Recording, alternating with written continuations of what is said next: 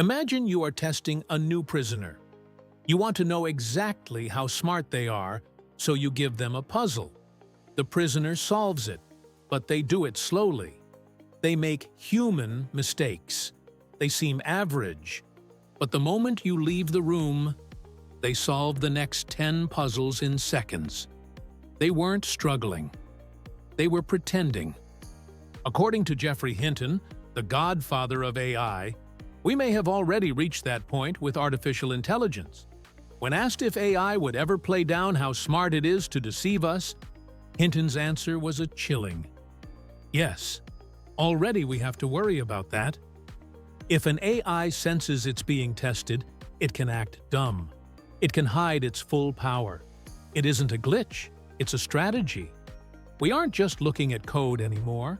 We're looking at a mind that knows how to keep a secret. Today, we are peeling back the mask. Does AI actually think? On what exactly is?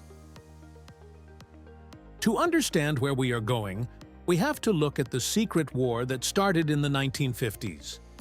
At the birth of AI, there were two visions of how to build an intelligent mind. The first was based on logic. The idea was that intelligence is just a series of math rules, premises and conclusions.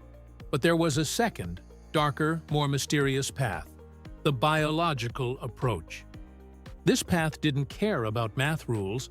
It wanted to figure out how the human brain actually worked.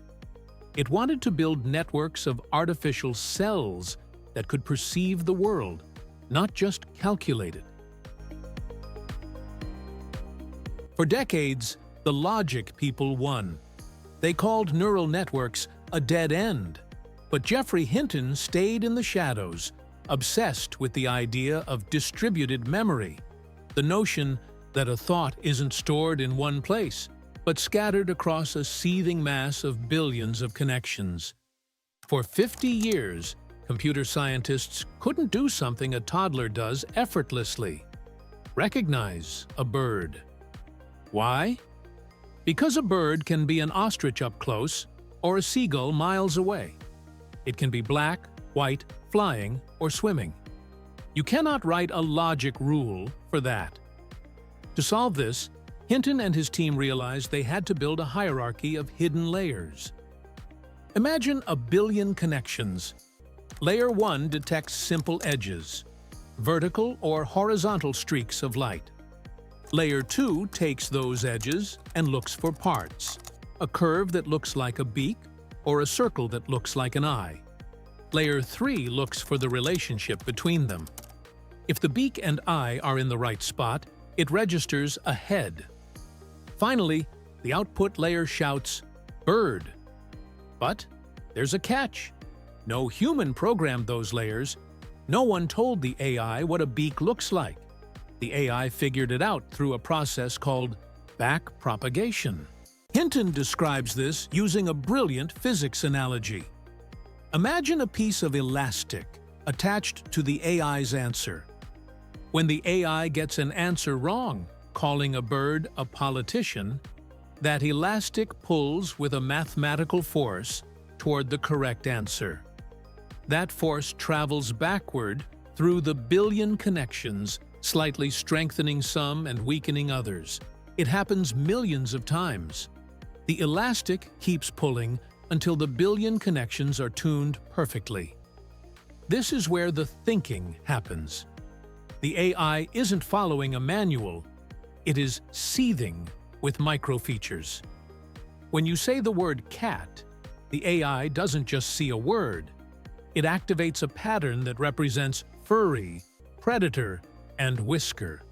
It understands the concept by analogy, just like we do. This is what makes Hinton nervous.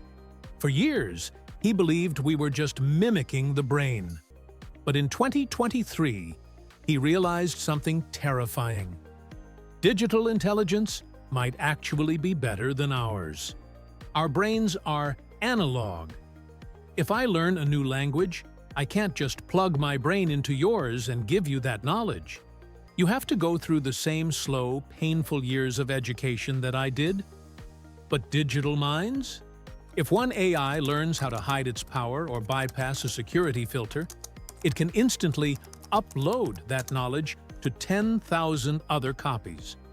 They are many individuals, but they share a single immortal soul of data.